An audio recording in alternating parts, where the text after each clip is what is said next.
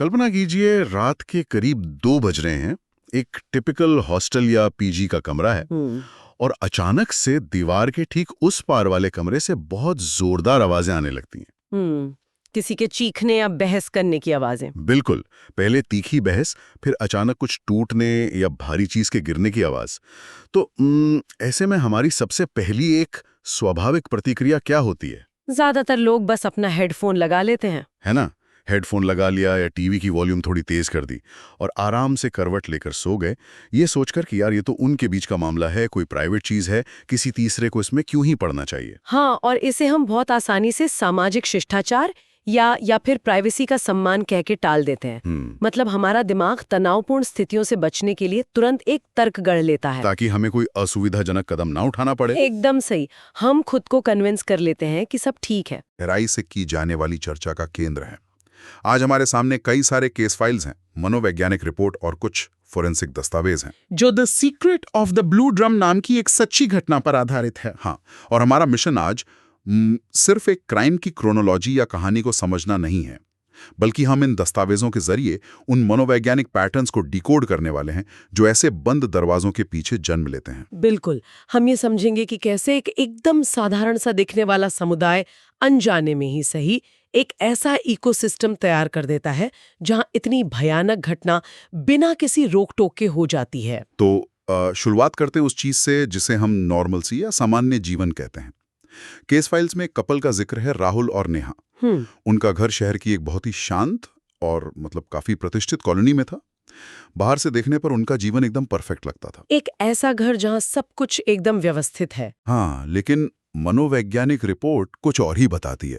बंद दरवाजों के पीछे उनके रिश्ते का बुनियादी ढांचा पूरी तरह से चरमरा चुका था। हर छोटी छोटी बात पर भयंकर विवाद होने लगे थे। और ये एक ऐसा पैटर्न है ना जो सिर्फ इस कपल तक सीमित नहीं है। सही कहा। अगर हम इसे कॉलेज के छात्रों या नए प्रोफेशनल्स के नजरिए से देखें तो जब 2 अजनबी रूममेट्स पहली बार साथ रहने आते हैं तो शुरुआत में छोटी छोटी बातों को बहुत इग्नोर किया जाता है। हाँ, जैसे किसी का लाइट चालू छोड़ देना या सफाई ना करना। बिल्कुल। तो सवाल ये उठता है कि समझदार लोग इन छोटी बातों को उसी वक्त बैठकर सुलझाते क्यों नहीं है? ये चीजें समय के साथ इतनी विनाशकारी कैसे बन जाती हैं? इसे समझने के लिए हमें कॉग्निटिव लोड और स्ट्रक्चरल फटीग यानी संरचनात्मक थकान के सिद्धांत को देखना होगा। अच्छा, ये क्या होता है? देखिए, अक्सर लोग भावनाओं को दबाने की तुलना ना एक गुल्लक में पैसे जमा करने से करते हैं, लेकिन न्यूरोसाइंस के हिसाब से ये उपमा गलत है। तो सही तुलना क्या होगी? मेटल फटीग कहते हैं, उसकी तरह है। ओहो। हाँ, जब कोई इंसान किसी छोटी बात पर अपने गुस्से को दबाता है तो उसका प्री फ्रंटल कॉर्टेक्स, जो दिमाग का लॉजिकल या तार्किक हिस्सा है, वो उस कुंठा को शांत करने के लिए अतिरिक्त ऊर्जा खर्च करता है। दिमाग लगातार काम कर रहा है उस गुस्से को दबाने के लिए। बिल्कुल। और जब ये प्रोसेस महीनों तक चलती है तो बाहर से सब कुछ परफेक्ट दिखाने का जो दबाव है वो दिमाग के संसाधनों को पूरी तरह से सोख लेता है। यानी वो इंसान बाहर से एकदम शांत और नॉर्मल दिख रहा है, लेकिन उसका दिमाग लगातार एक अदृश्य तनाव से लड़ रहा है। सटीक। और जब बिना किसी रिलीज वाल्व के ये दबाव बढ़ता चला जाता है तो रिश्ते के बुनियादी ढांचे में छोटे छोटे माइक्रो फ्रैक्चर्स आने लगते हैं। दरारें पड़ने लगती हैं। हाँ, और जब आखिरकार विस्फोट होता है ना तो वो किसी बहुत बड़ी बात पर नहीं होता। अच्छा, तो किस चीज पर होता है? वो बस चाय का कप गिरने या तौलिया गलत जगह रखने जैसी किसी बहुत ही मामूली बात पर होता है, क्योंकि उस वक्त तक ना तार्किक सोच को बनाए रखने वाला प्री फ्रंटल कॉर्टेक्स काम करना ही बंद कर चुका होता है। अरे बाप रे। राहुल और नेहा के केस में यही इमोशनल बॉटलिंग एक बहुत ही खतरनाक स्तर तक पहुंच चुकी थी, जहां संवाद या बातचीत पूरी तरह से खत्म हो गई थी। लेकिन यहाँ एक बहुत ही दिलचस्प और सच कहूं तो परेशान करने वाला पहलू सामने आता है। वो क्या? स्रोत सामग्री में कई गवाहों के बयान हैं जो बताते हैं कि पड़ोसी अक्सर इन झगड़ों की ऊंची आवाजें सुनते थे। चीखने और चीजें टूटने की आवाजें दीवार के पार साफ जाती थीं। फिर भी किसी ने कोई दखल नहीं दिया, किसी ने कुछ नहीं कहा। उन्होंने बस इसे घर का मामला मानकर छोड़ दिया। ये सामाजिक मनोविज्ञान का एक बहुत ही क्लासिक उदाहरण है। इसे प्लूरलिस्टिक इग्नोरेंस या बहुलवादी अज्ञानता कहा जाता है। बहुलवादी अज्ञानता मतलब लोग जानबूझकर अनजान बनते हैं? हाँ, कुछ वैसा ही।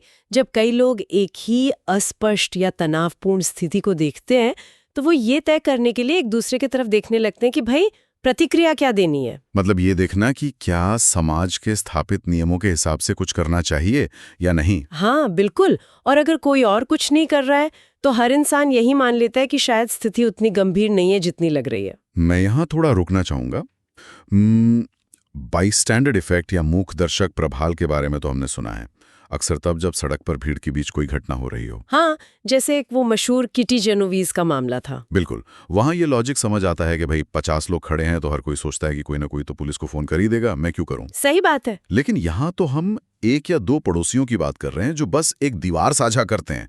क्या एक दीवार के पीछे से सुनने वाले अकेले पड़ोसी पर भी वही बाईस्टैंडर्ड इफेक्ट लागू होता है? ये एक बहुत ही बेहतरीन सवाल है। देखिए, सड़क पर भीड़ के बीच ना जिम्मेदारी बढ़ जाती है, लेकिन एक आवासीय इमारत या बिल्डिंग में इसके साथ निजता का आवरण जुड़ जाता है। Privacy shield. हाँ, आज के आधुनिक समाज ने प्राइवेसी को एक ऐसा पवित्र नियम बना दिया है कि लोग किसी की जान बचाने से ज्यादा इस बात से डरते हैं कि कहीं उन्हें घुसपैठिया ना मान लिया जाए, कि कहीं हम किसी के पर्सनल स्पेस में तो नहीं घुस रहे हैं। बिल्कुल, लेकिन इसका सबसे खतरनाक हिस्सा ये नहीं है कि पड़ोसी क्या सोच रहे हैं। तो फिर क्या है? इसका सबसे खतरनाक हिस्सा ये है कि जो दुर्व्यवहार करने वाला व्यक्ति है, जो अब्यूजर है, वो इस चुप्पी को कैसे प्रोसेस करता है। मतलब अब्यूजर इस खामोशी का फायदा उठाता है। हाँ, मनोवैज्ञानिक बताते हैं कि एक आक्रामक व्यक्ति अनजाने में ही सही अपने माहौल की रेकी करता है। अच्छा, वो कैसे? जब वो पहली बार जोर से चिल्लाता है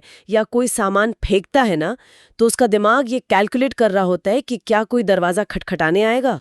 और जब कोई नहीं आता तो बस जब उस दीवार के पार से कोई प्रतिक्रिया नहीं आती, कोई दखल नहीं देता, तो आक्रामक व्यक्ति का दिमाग उस चुप्पी को एक ग्रीन लाइट या मौन स्वीकृति मान लेता है। अरे वाह, ये तो बहुत गहरी बात है। समाज की वो चुप्पी जो प्राइवेसी के नाम पर ओढ़ी जाती है, वो असल में अपराधी को ये विश्वास दिला देती है कि ये जगह हिंसा करने के लिए एकदम सुरक्षित है। ये विश्लेषण तो इस बात को पूरी तरह से बदल देता है कि हम अपने काम से काम रखने को किस नजरिए से देखते हैं। तो इसका मतलब अनजाने में ही सही, वो खामोश पड़ोसी उस हिंसक इकोसिस्टम का एक निष्क्रिय हिस्सा बन जाता है। दुर्भाग्य से हाँ। और फाइल्स दिखाती हैं कि राहुल और नेहा के केस में ठीक यही हुआ। एक रात वो अनसुलझा गुस्सा अपने खौफनाक चरम पर पहुंच गया। राहुल का अपने गुस्से पर से कंट्रोल पूरी तरह से खत्म हो गया और उसने नेहा की हत्या कर दी। बहुत ही दुखद। हम अक्सर इसे क्राइम ऑफ पैशन कह देते हैं, लेकिन मैं जानना चाहता हूं कि न्यूरोलॉजिकल स्तर पर उस एक पल में दिमाग में आखिर क्या चल रहा होता है। इसे न्यूरोलॉजी में अमिगडाला हाईजैक कहा जाता है। Amygdala hijack? हाँ, हमारे दिमाग का वो हिस्सा जो भावनाओं और अस्तित्व के खतरों को प्रोसेस करता है, उसे अमिगडाला कहते हैं। ओके। जब गुस्सा बहुत ज्यादा बढ़ जाता है तो ये